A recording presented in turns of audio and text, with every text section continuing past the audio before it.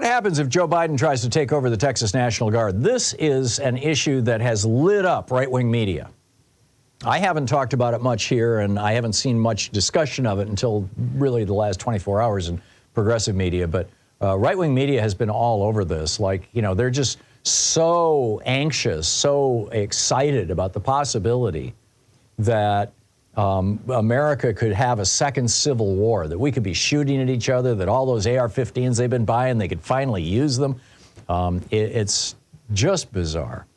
And now you've got Texas Representative Joaquin Castro and former Congressman and 2020 presidential hopeful Beto O'Rourke are among those who are urging President Biden to federalize Texas's National Guard so that the Border Patrol can take down the razor wire and save the lives of, well, we had a woman and her 2 children just died just a couple of days ago.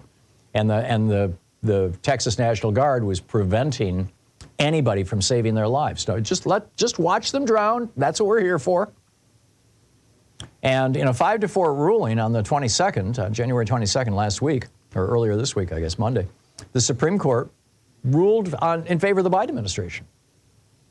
So Greg Abbott right now in Texas is in violation of the Supreme Court's order, which is, by the way, what was going on in 1860. So you had some states that were refusing to recognize Dred Scott, right? So you've got Texas in violation of the Supreme Court's order, and now you've got Greg Abbott quoting the language, literally citing the language of the South Carolina Secession Proclamation in saying that he's not going to let the feds do their job. Now, back in the day, the last time something like this happened was back in the 1950s. I think it was 1956 or 57. And I believe Alabama's governor was Faubus at the time. Now, I'm running from memory here, so don't take that to the bank. But Eisenhower. But what I do know is that this happened in Little Rock, Arkansas, and I believe it also happened in Alabama. Might just be Little Rock. I'd have to go back and look at the details of it. But bottom line is, Eisenhower took over the state National Guard and then ordered them to escort these young black children to school. Dwight Eisenhower, Republican president. And there are now people calling on Joe Biden to do the same thing with Texas, to nationalize the Texas National Guard. And then you've got, then it gets really interesting. Because if he nationalizes the Texas National Guard and then Greg Abbott says to the Texas National Guard, no, you guys work for me. You can't do what President Biden tells you. At that point, Greg Abbott, well, arguably even right now, Greg Abbott is in defiance. We have a state in defiance of the federal government. Just like we had in the 1950s when the southern states did not want to allow black people to go to school.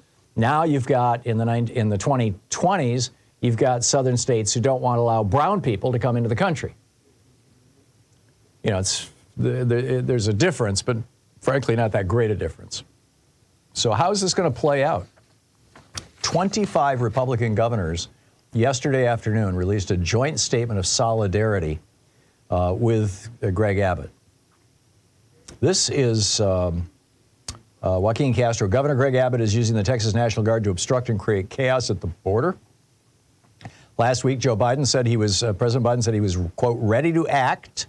But he said first, before he nationalizes the Texas National Guard, before he does anything down there, he wants Congress to pass this $14 billion appropriation that will give him several thousand new Border Patrol agents, several thousand new judges and representatives to work with people who are coming into this country.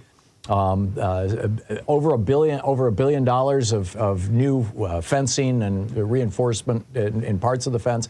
$800 million in new technology. I mean, it would be a huge, big deal. One that, frankly, I don't agree with every piece of it, but it would be a huge step. But now you've got Donald Trump saying, no, don't do that because, I want to campaign on the mess down at the border. So keep that mess in place, please. It's going to be interesting to see how this plays out. Stay tuned. This is going to be a real big deal. Or it has the potential to be a real big deal. It has the potential to tear this country apart And I think Greg Abbott is perfectly willing to do that. Certainly Ken Paxton, who's looking at going to prison, his attorney general, is willing to do that.